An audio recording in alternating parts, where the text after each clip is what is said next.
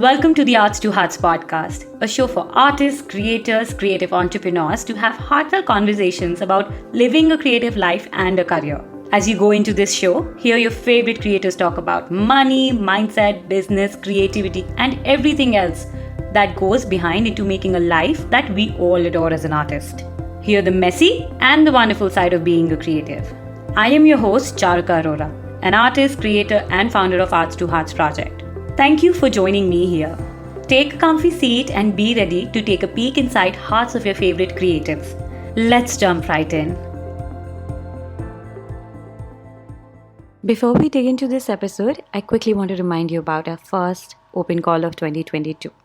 Yes, after a wonderful year of creating so many opportunities for our community, we are back with a bang in 2022 with our first international open call. The theme for this open call is Treasured Moments, and we are so excited to be collaborating with Photo to Way magazine and the founders of Photo to Way magazine, Juliana and Twiggy, for this open call. The open call ends on 7th of February 2022, and you can find all the details to submit, the link to submit in the description box below, or you can go to www.artstoheartsproject.com/submit. Hey you guys, welcome back to the Arts to Hearts podcast, and this is season 2. I can't believe that we're already here in season 2, and I'm so excited to share my guest for today. Today, I have the famous Pennylane on the podcast. Pennylane is an artist consultant, she's an educator, she's a lot of things. More than anything, she's someone that has really put forward a lot of support system for artists. I have been a fan of Pennylane's work, and I've heard so much about her from so many of our community. I am so thrilled to have her here on the podcast today, but I really don't want to take up too much of time, and I want to really invite Pennylane here. Welcome to the podcast, Pennylane. Thank you so much. I'm so happy to be here. Thank you. Okay. Before we get into the podcast, would you like to? I don't think I had a fair introduction, but I just wanted to hear from you and people who are listening to the podcast. Would you introduce yourself and what you do? Yeah, sure. So my name is Pennylane Shen, and I run a business called Dazed and Confucius. And we consult with artists worldwide, as well as deliver seminars and services about becoming a full-time artist or taking your art practice to the next level. I myself work with about 600 artists one-on-one each year. Wow. Through consultations every day, and I also travel to deliver these seminars about professional practices and development in your arts career. And we've been doing this for quite a while now. I started the business in 2006, and we've grown since then to have a number of other consultants and writing services and website development, things like that along the way. Perfect. That sounds amazing. I know so many of my own friends who've worked with you and who've only said good things and nothing else. But let's go back a little back in time. Let's talk about where were you born and how did you get into the arts in the first place? Yeah, so I was raised here in Canada where I live now, and I grew up in a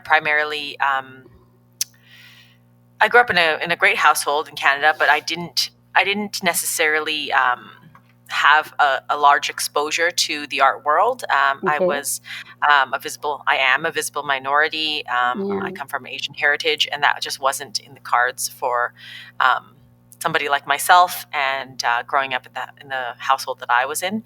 However, it was always sort of on the side for me, and something I was really interested in, and something I was really, frankly, good at as a child.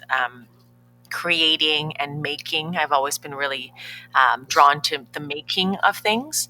And then when I entered university, I pursued two things simultaneously. One of them was English literature, and the other one was fine art. So luckily, I was Wow. able to go to school that allowed me to do both and pursue. It was two schools actually, two universities that you went to at the same time, Oh, wow. and one of them, yeah, one of them was for the academia, and the other one was for the art. So you commuted between the two. Um, and in my final years, I took a course called Visual Culture Theory that was just being introduced to my university at that time. Um, and I was so captivated and drawn by it that eventually I went and pursued my master's degree in it. And it was basically, it is the study of how images make meaning. Okay. And I was fascinated by that, and basically the power of art more than necessarily the making of art itself for myself. Yeah. And Yeah. so I stopped making the artwork and started to talk Yeah. about the artwork. Yeah. And that led to years and years in the gallery industry, basically talking Yeah. about art, writing about it, selling it, of course, and working with artists. And the part that I found I enjoyed the most was the working with artists part. So a number of years ago, I quit my job in the gallery world and Yeah. continued my own business in the advising world. So Yeah. that's where we are today.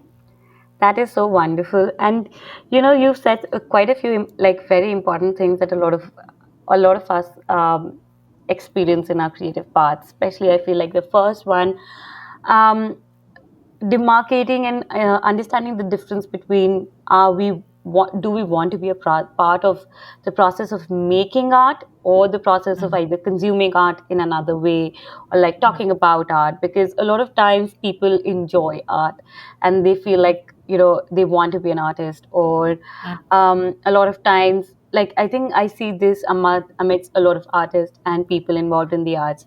How did you realize that? I think because this is a very fundamental question, especially when you're getting into an industry and you feel like this is something that, like, that feels like your calling. How were you able to recognize the fact that, okay, I I like arts, but I'm not in the making process, but I'm instead in the post process. Yeah, I think that's, tough to say because it happened quite organically. And, when you leave art school, for me, I needed to get a job, and it Yeah, made sense to get a job in a gallery. And yeah, of course, then the next job you get is also in a gallery because you already have the experience. And then the next yeah. job is also in a gallery because you have You have even the more experience. experience. That's right. So then I just climbed that like basically the ladder of getting to the Yeah, higher and higher end galleries. So it kind of one sort of begets the next. That's how yeah, it organically happened. However, when I was in the BFA, the art school part, making of the artwork, um, there was something about like the critiques with other artists, like the group critiques with my fellow peers that I just really, really enjoyed. And perhaps now, in hindsight, looking back, more so than the making, as I making. said, like more so in the making of the artwork. And I do really think it takes two different kinds of people. I know that there are a lot of folks out there who are consultants that are also artists, and then there's those who are artists that are also consultants. Exactly. But I feel like the reason I'm able to speak to the artwork is truly because I am not a Not. working full time artist myself. Yes, and Yeah, I do think that if I was, um, it would affect my yeah, subjectivity towards artwork, and yeah, also, of course, it would affect my ability to and time that I dedicated to the gallery industry, which yeah, it itself is a full time job. yeah. It's Yeah, as any artist knows, it's difficult to balance two full time things, A and for hundred me, percent. it wasn't possible. So I would not have been able to accumulate the experience that I have in the gallery industry if I did pursue. A life as a full time artist. It definitely gives me That's true. insight, and and there's I think there are benefits to that other side, Yeah, and I'm so grateful to have um, had that experience getting my BFA. yeah, It certainly taught me a lot about just the use of materials that I wouldn't yeah, have gotten otherwise, yeah, and the ability to have a full time studio practice. So useful, and I'm really happy for that. But I do think that it's not possible to be an artist consultant and have a full-time art practice. Yeah, that's true. And I think what's really good about this situation is that once I feel, at least I can speak as an artist myself and also have experienced the other end of it. I feel like, Hmm. firstly, as an artist, what we lag a lot of times is relatability, because it's easy for people to say, but it's very hard for people to understand what it really feels like to be an artist unless and until you've truly experienced it. And I feel like what's really great in this combination of that you have is that even though you're not a practicing artist anymore, you know what it feels like, Mark, because you've been there. That you know that I don't think anyone who can ever understand what it means to be immersed in the studio unless Hmm. they've been immersed in the studio, because Hmm. it's an experience in itself. And I think people also have like really weird perceptions, and I don't know, I maybe it's just because I come from India, and the background, and it's a very unusual job even in India. A lot of people think like how they need to do you know hard work, or like labor, or like stuff like that, just to get through their day. And artist gets to spend like just out like hours in the studio. You're listening to the music, and like whatever people feel like there's a glossy picture, but they don't know what goes in the studio, and then what happens, or the unpredictability of being an artist, the how volatile a career this could be. And I think someone who's been a part of it truly can understand the fears and the worries, and what really matters more to artists, and then can see it from a third perspective and not be emotionally involved in that process, because you are not as you're not a shareholder in that process. You are a third party who will always see Hmm. something from a neutral point of view than an emotional point of view. That's it. Absolutely. Okay. So what did you think otherwise? What did you want to become if not this? If not an artist consultant, I mean, this I'm um, sure you would have not thought. I mean, this is something life brought you to, but I mean, this is too, and even for today, someone like it's a very niche industry, and um, consultation niche down also. So I'm sure this yes, hasn't been on the cards. Like it just happened to you. Am I right? yeah, like sort of. It was that many folks came into the gallery that I was at and would try to get in, and they would do kind of all the wrong things. And kind of shoot themselves in the foot. And I saw this time and time again at each gallery I was at. And, and then folks would ask the same questions again and again. And so I thought, this is more than well over a decade ago now. Yeah.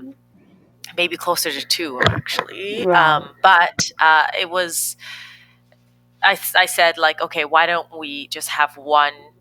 I'm going to have one session that says all these things, all these things. It was just made up of the constant kind of blunders that artists were coming in and doing, and what might be more useful, right? Yeah. So I held this one, and it was like immediately sold out. It was packed. It was full on, and then it just really showed. And I didn't do really anything. This was before Yeah. social media as well. I That's didn't like really another do it. world. Yeah, exactly. Yeah, and so people just showed up, and that's when it told me that there was a real need Yeah. for this type of information. Still, though, not for a long, long time 100%. did I actually pursue it. Yeah, like so, Oh there was a wow. need for it. Yeah, I ran the annual twice a year seminars where I just again it was called Navigating the Art Industry, and Okay. then eventually a college here asked me to teach it as a class, as a 12-week class. Oh So I wow. did that. Yeah, I did that for many years while I was still at the gallery. Okay, still doing the gallery, and then I just couldn't let go of the gallery because I felt a lot of fear Yeah. around leaving it, even though um, for every reason I should have left it much earlier. But um, I felt a lot of fear around that because, as you said, this was a niche, a very very niche position, being an artist consultant or artist advisor. Um, it was frankly something that I had never seen before. Yeah, Okay. that's true. So, I think even yeah. today it's not a very, especially I feel like the position that especially that you've marked for yourself, Hmm. it's very few. Like it's very rare, and Mm, you can see a lot of artist coach now appear and like different. that's right. But I feel like what you do is like a very professional service of general consultation to like in a corporate format, convert it into a creative format for artists. Yes. Yeah.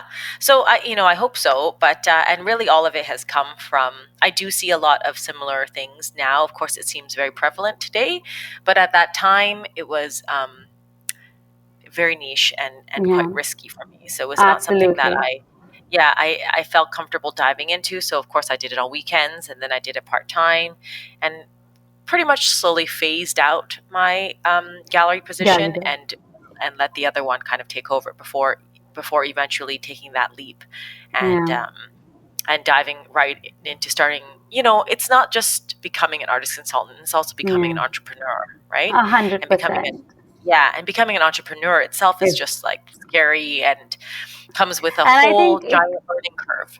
and especially then being, I feel like it has so many layers. Like being a creative, like being an entrepreneur in a creative industry, is one layer, then being in the arts is another layer, and then being for artists, which is like because now I feel the narrative has been stronger that you need to, and I think there's no doubt. I always advocate the fact that we all need to invest in our careers to to go forward. You need to take that effort, and it depends on the ability that you can do at that point. But sometimes I agree that a lot of people cannot invest in times of money, but it can be invested in times of effort, time. But if and when you need to, like any business, like any, all artists are again, they need to know business, and this is a form of business apart from a creative practice, and you need to invest in your business to make sure that it reaps more returns to you. And I think at that point it was even riskier because this notion has been way more popular now that people understand that okay, you do you want to be like a professional artist, this is at least the minimum that you need to do. Maybe have a website, invest in a website, have a better copy, have a better artist statement, have a better, now people understand that they need to invest. But at that point, I think the starving artist narrative also, or maybe I don't know how was that in Canada, but I think the starving artist narrative was so strong that I'm sure it must have been even harder to set, to change that tone and to make like Absolutely. to realize artists that they have the potential in their hands and they don't have to keep waiting for more people. Con- Completely. That's right. Absolutely. So yeah, it was all very new, Yeah, basically, right? So for myself and for the audience that I was trying to reach out to. In other words, and you're right, the starving artist kind of narrative is deeply rooted and something that we have to unthink. Um, yeah, and I definitely felt nervous about leaving my job because I thought it was the reason why people were listening to me and why yeah, people wanted um, uh, the advice that I was giving, or my perspective. I thought it was solely and absolutely based on my association to the gallery. yeah. And when I left, I realized that it That wasn't was at all. No one ever even knew or asked me about that. It was, and I also realized that it had nothing to do with that myself. I was, the things that I feel confident about speaking to a person's practice is because of me. Like that comes from yeah, me, and not from my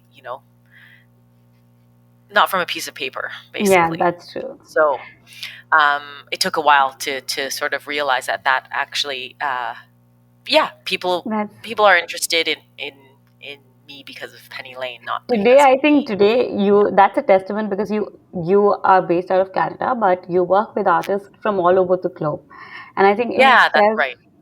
in itself that defines and that explains its own, like how much it's needed and how much it's resonated with people. Because I know I've hardly seen I've been wanting to work with you for so long, and I know that here, even in India, I have. I think again, what we spoke about resonance. I don't think primarily people look at our designations and where we come from. Instead, I think what we look at is if this person can relate to us, and I Hmm. think that's all that matters at the end. Absolutely. Well, it's something that I've had to learn firsthand. So, Yeah, yeah, fantastic. lovely. Okay, so what happened when you decided that you okay, you were like, this is what you want to do. You figured that you were interested in working with the artist. You quit your job. How were your early years and your experiences um, in those early years working with artists, especially at Yeah, Dazed and Confucius? for sure. I'm trying to think. I guess, you know, I'm trying to think of some early obstacles that we Yeah. faced. It was never about necessarily generating an audience. As I said, the need was there, so filling those appointment spots. It was never about that. And knock on wood, I'm very grateful that that was the case and still is the Yeah. case. Um, but there was a very small pool of people that I saw, and I saw them in person. And so I would drive to artist studios Oh, every day wow. and yeah, and do them in This was person. non social media. This was not. This was in person again, Yeah. just in where I lived. So, funny enough, like that kept me busy enough. Like, just seeing people here, and of course, like it grew and grew, and therefore, and then I started traveling to other cities to do it, and then other countries, and so on. Still always in person, and then. We opened our office here in Vancouver, and then people saw Okay. I stopped going to them, and they came to Big me, and changes. that Shift. was a big adjustment for folks because they really, didn't necessarily like that. Of course, I mean, you would Yeah. prefer everyone would prefer me go to them, Yeah. um, and they were like, "Well, how can you, how could you possibly see the artwork, and how can you Yeah. talk about it without seeing it?" And even though they would have to send in photos of the work or bring a couple pieces in, and still artists today who are really old school like that's a hang up for them. Yeah. They um, prefer that I go to them and see the work. But truly, it was because at that point I had seen thousands and thousands of artwork. Like I understood what acrylic on canvas looked like. Yeah. I understood what texture looks like and things like that. So I really didn't necessarily need that strong of a reference point other than photos to be able to understand what was going on. Um, so that was an adjustment to have people come to me, but that allowed me to see a lot more people Yeah. than I used to, because I didn't have to travel between them. Yeah. That. And of course, yeah, and of course, Zoom and Skype. Skype was early days that Yeah. allowed me to see all our clients around the world. Yeah. Um, and it really changed things. But again, people felt strange because they're like, oh, well, you need to see the artwork in person. But And I no, I think, really don't. and I think when was this? When was this? Yeah. Oh, between 2006 to 2014, maybe. Wow. And at that point, because I think in the past, let's say 4 years, Yeah, digital shift has been way high and the shift has been yeah, massive, and then the adaptation rate has been so much better. But that's before right. that, I still remember, like, today almost all artists, like, I wouldn't say all, but yes, majority of artists have websites. I remember when I entered into the arts, which was like a couple of years ago, Hmm. and I had to redo my website. I used to have a website, and I realized that I had taken like the shape of an artist, and I really needed to revamp and make it look like my current um, designation or whatever. And I figured that I I don't even know, maybe less than 30% people had their websites. And they Mm. felt like it was insane that I was putting so much time and effort and money to get a website done. And I was like, I'm sure at that, and today Zoom meetings are common. It's like meeting anyone that you meet like on a regular basis. But at that point, I think people investing into Zoom meetings or Skype meetings is a big, big shift. Absolutely, absolutely, it is. And even since pandemic, of course, normally before this, I would see people 3 days in the office, 3 to 4 days, and then 2 days via Zoom. And now Yeah, it's switched, even though it's still all people that I physically could see in person. It's now majority in 100. Zoom and only a few in person. So even those who do live here and could come in, they realize it's not necessary, and in Yeah, fact sometimes more advantageous because they we're in their studio space and they can kind of even show me around, and there's other benefits to that. So it really has changed the game, like digitally. Yeah, so that was some of the early, like, obstacles about switching from in person to online, and well, even from seeing them in person in the studio to seeing them in just person in my office and then online. I also struggled early on with just defining, like, not defining, but rather creative, our creative content, our informational content. um, there was nothing to keep it from being taken and then recycled and used in another yeah, business, and that was something absolutely. that we struggled with quite a bit. Copycats and like Yeah, copyright, and just basically the rise of artist consultation as a field. yeah, um, yeah, and that and just not necessarily having the resources to be able to monitor all of that. So yeah, that was a difficulty, but it's something that for the most part we've kind of tried our best to overcome. yeah. Wow. Um, you've been again, I think in the past 2 years, especially since the pandemic, you've extensively worked with a lot of artists. And I think everyone who's doing this job right now is a job of very high service because um, it's been very hard for everyone. And of course, artists, it's been equally hard. What do you feel, in your experience, have been the top struggles with the pros? Let's say, just I'm sure there's pro and con for both with our situation now. What do you think? How has things affected, like the pandemic affected artists and their work? Mhm. Yeah, certainly. Like I think maybe the most obvious one has been the inability to show physically in Yeah, person. That was a huge sort of struggle at the beginning for a lot of my clients, that many of their shows were canceled, and shows that they had been working towards for a long, long time, that we had been working towards. Um, so that was a huge thing. So public spaces and yeah, that kind of gathering around work and the discussion around work, and the ability to pivot onto a virtual platform to have virtual shows, just it was great, and it really did satisfy a need, but it still did not to the point of in person, like not yeah. It's close. it's So not like this or that. It is this and that. I that's think right. we, That's right. Exactly. So that's why it satisfied to the point that it could satisfy. However, that I think that was sort of the biggest struggle or heartbreak. I do feel we're coming out of that in some ways. Who knows for how long, but I do feel yeah, we're coming out of that in some ways. Um, and basically, for those who had the inability to pivot onto a digital platform, and they really felt I think they really sort of felt uh, the lack of connections to their yeah, collectors, and the lack of ability to show and therefore market and promote.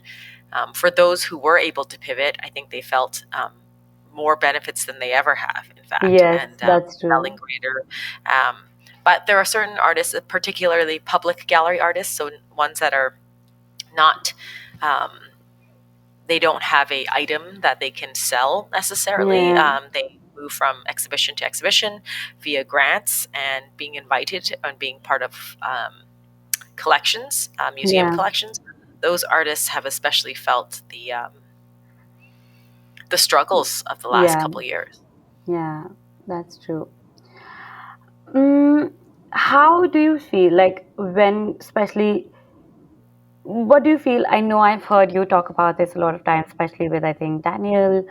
I think Erica, and I thought we would really surface this back again. And I felt like if you had any new inputs and thoughts about what do you think are the major things, especially if anyone, I mean, every artist, any artist who's listening to this episode, um, what are the, let's say, top five things that you feel that hold back artists the most in today's time? I guess it depends on what you mean by hold back. Like hold them back from what?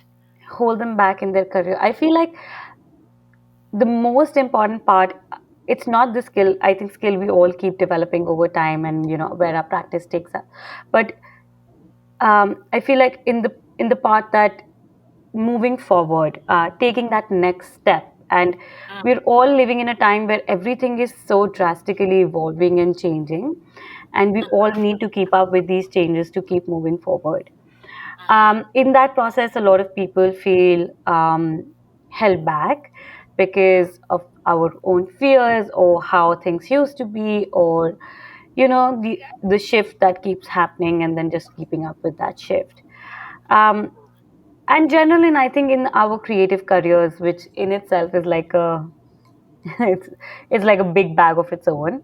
But just in general ways, I feel like a lot of artists feel like they're not able to tap their best potential, be it creatively or being, putting them out there. I think that is the biggest struggle right now, because it is intimidating, if I be honest. It's not that. mhm. It is a process, and it's a learning curve on its own. What do you have to say about that? Yeah, I agree.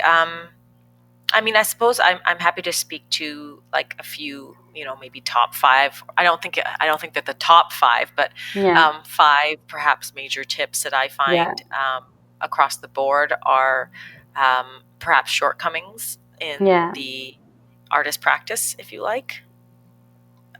yeah, yeah, Okay, sure, great. First, I guess would be the time. Time is a huge one.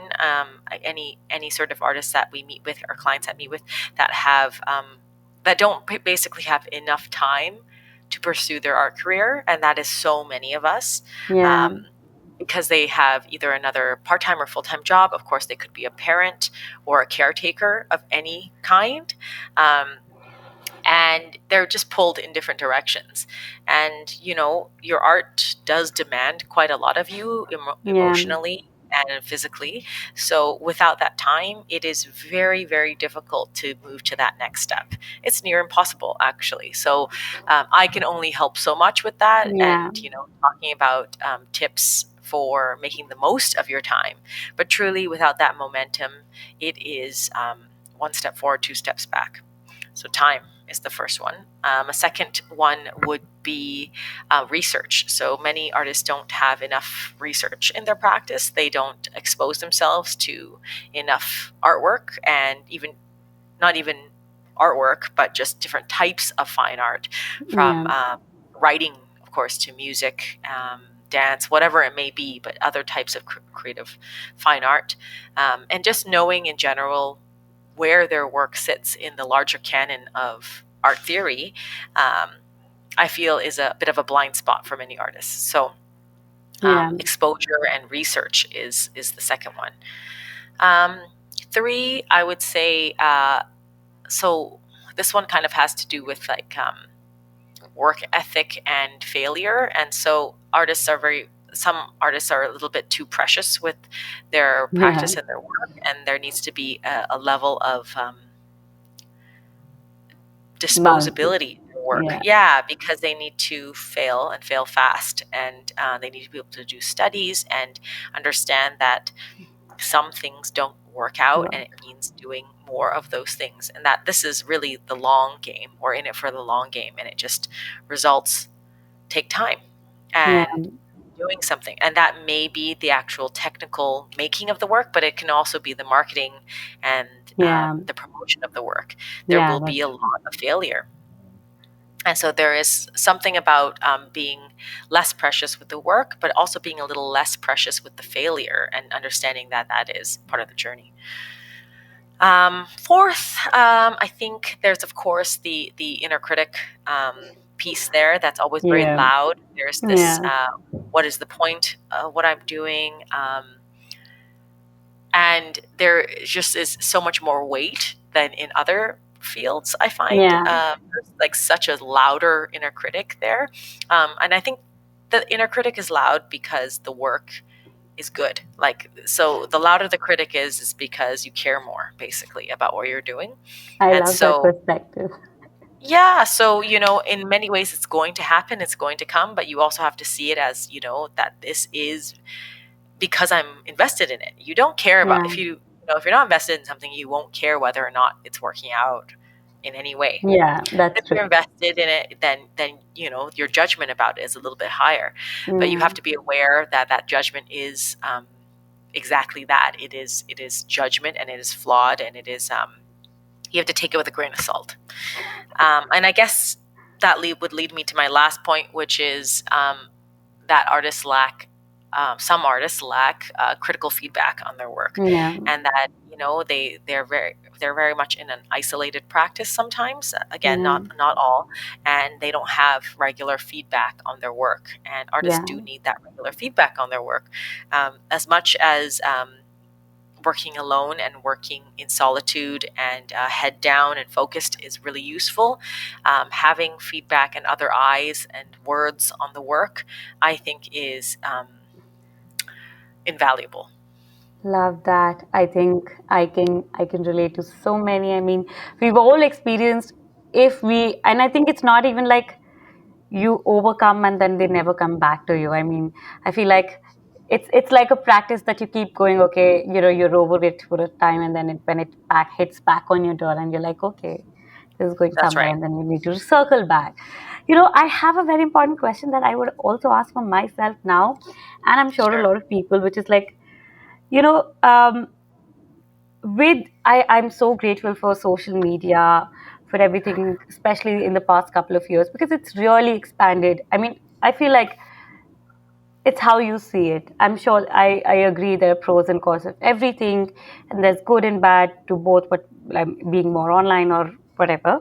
But I Hmm. do appreciate it. I think I've experienced it firsthand with uh, so many advantages of social media. I come from a place where I didn't have access to a lot of you know it's not even artists. I feel like there's so many kind. One art world is full of so many different groups and different kind of art worlds, mini art worlds in their own, and we all just need to navigate where we fit in the best or where we feel belong the best. While I was while whole the social media time was of course not so main and predominant, I feel like a lot of us couldn't ever have access to things that we I mean, I where I grew up or where I belong, I did not resonate so much. I had lack of community, I had lack of exposure. I couldn't see the art that I really wanted to see, and I wanted to see the contemporary version of what we had. And I'm so grateful for social media for that. And I even today I say that as my own personal practice, what I do, arts to hearts, at arts to hearts is one very important part of my own practice, and my own creative studio practice is the other half, where with arts to hearts I pursue, I mean, every month I meet over 100 artists. I get into their studios, look at works, curate shows, and for me it's like, for me, that is my research, that is how I know what's happening, that's Hmm. how I know my visual eyes also get trained. And I feel like it puts me so much in place. It's like my personal art school, honestly. I always say that it's like I'm putting myself through art school in a format like that, and my own Hmm. practice. Now I was able to take this leap of faith, and even I feel like every day I have to trust myself more and more that I can take that step and go forward and go forward. But what about people who don't, um, who may not necessarily come from the major countries, Hmm. bigger cities, and not have access to contacts, exposure, community, and how can, and like I'm sure, like I'm sitting in India and I work with all over the people with all over the world, and very less with people in India actually. A lot of our community is based out of US and Canada, and I honestly, my dream is, I mean, I pursue to be showing my work all around the globe, and I'm sure all of us want that. But how do you make that possible when you come from a place which is, you know, which is smaller, less exposed, in a country, in a state, in a city? How do artists bridge that gap for themselves? Yes, as in how do they do that research, Yeah, and basically? fine. I think more than research, how do they how do they put themselves more forward in their careers, staying from a place if they don't have, uh, it's easier if I'm living in New York. It's easier for me to meet the right people. It's easier for me to be more exposed. It's easier for me to have access to a community. But when you're sitting in a smaller town in a in a different part of the world, and you may not have so many exposures, and you're limited to your practice, what would you suggest for artists to, maybe if they want to become internationally renowned, let's Yeah, say? first, I think it's important to do some research into where they want to be or where they want to show. Yes, one might think living in New York it might be easier, but it's also not, because there's also so much competition and so many Competition. other people trying to do that, and a Yeah. lot less space to be able to do that. But if you're Yeah. looking, like, I think you have to define what your goals are, and just leveling up or becoming a famous artist isn't enough. That's not specific enough. I think we need to figure out what it is exactly you want to do. If it is that you want to show in a public gallery, which one? Then looking at those and applying to those. If you want to build community because you are from a small town and you don't feel like those folks in your small town are can satisfy that, it is about maybe looking into doing a residency in a different place, a residency that has a number of different artists at it as well, if it's about community. So really, I think Okay. one of the common complaints about living in a small town or in a remote area is actually that you have to define what it is that you want, and that goal has to be a little bit more specific rather than thinking, oh, I'm from a small town and Yeah. therefore I have less resources. Well, not really. That's actually not necessarily the case. It is harder to get your work to a specific place Yeah. if you're trying to get to that place. So yeah, absolutely that part. But I think we need to maybe define. Uh, you just need to be a little bit more specific about your Yeah. goals and figure I out what can. it is you want to do and what you want to do. And if that's the case, and you want to show in a very specific place or meet very particular types of people, then it's about researching where they are and then physically going there. Yeah.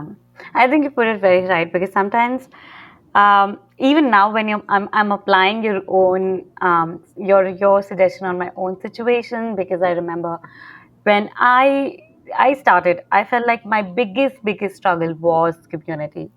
For as an artist, I knew that the work I was making, I still needed to get, like, I had a way ahead. But it was very hard for me to make that work all by myself. I needed to have conversations that, like like an artist, and I needed a place where I could say the things that I did while making that work, and feel resonated and feel supported, so that I knew that I wasn't alone. Like, I didn't want to think that I was this one spot in the world, and like that window who's, like, we all feel, we want to feel. And I think I was focused on only solving that part of the problem for me. I know I have several down the list, but I knew that to first keep going, I need to have the fuel that lets me keep going.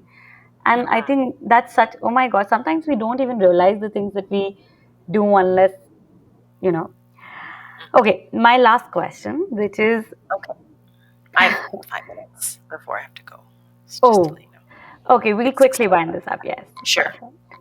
Okay, so my last question is, um, if an artist who wants to pursue, like, want to opt in to work with artist consultants, Hmm. how would that, so a lot of people get curious that how would that work?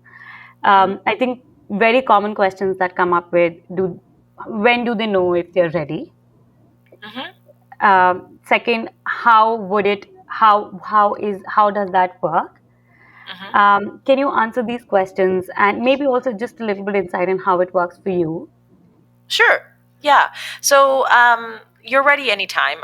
The biggest, I think, um, misunderstanding is that you have to have a lot of work or be, very much through a project before you sign up for a meeting. It's actually kind of better the other way around, where you are just starting out maybe on a practice, because if you come and you have all these things, and then I or someone else might make a suggestion Yeah, that a lot of these things might have been better another way. Well, I think that you've that's a already lot of done all shit. the work. Yeah, Exactly. So basically, uh, there's never a shortage of anything to talk about. Let's put it that way. The other thing is, like, we offer mini consults, which are 30 minutes instead of an hour, and that time really flies by. So that's often, if you don't know that whether or not you know need the full one, or if you have some immediate questions that are just sort of like burning questions about one particular thing, I really recommend just giving one of the mini sessions a try. And then we basically meet you at where you're at. You have to fill out a form ahead of time, and that kind of gives yeah, a little bit of insight into your practice. And then, yeah, and then we meet you where you're at. It is, some people like to see it as maintenance, a lot like going to the dentist, where you yeah. just you make sure you go to the dentist It's every few months, and that's it's like a that, right? therapist that you need to have for your creative profession, I feel like. Yeah, yeah, exactly. So, we're never going to ask you. You're going to have to decide when it is best for you to come back and have another kind of update or catch up again. Yeah, that sounds perfect. Okay. So, would you like to share if anyone who's interested in working with you, and Hmm. where can they find you, and how can they Sure. work with you, or if you have anything else that you want to add to it? Yeah, okay. You can always find us at our website at dazedandconfucius.com, or you can find us on Instagram at dazed.and.confucius. Um, and that's where we post anything that's kind of coming up or happening, like seminars, online or maybe in your city. And otherwise, nothing. I think that's about it. I will be teaching another session with the NYC Crit Club coming Yeah, up in the springtime, I saw and that. so yeah, take a look at that. And otherwise, anytime anyone's in Vancouver or Victoria, feel free to stop by our offices. Lovely. Perfect. So, anyone who's listening to this episode, you can find all the links in the show notes. I will be linking Dazed and Confucius website, link to the artist consultations, and the NY Secret Club link so that you can sign up. And I'm sure that it could be that one step that can, I think we just need to take that one step that gets everything going. So I really appreciate Pennylane. Thank you so much for your time. I know you're in a hurry, so I will let you go. Thank you No so problem. much. You're so Thank so you. welcome. Thank you for having me. It's been great to Truly, chat. same here. Truly a pleasure. Thank you.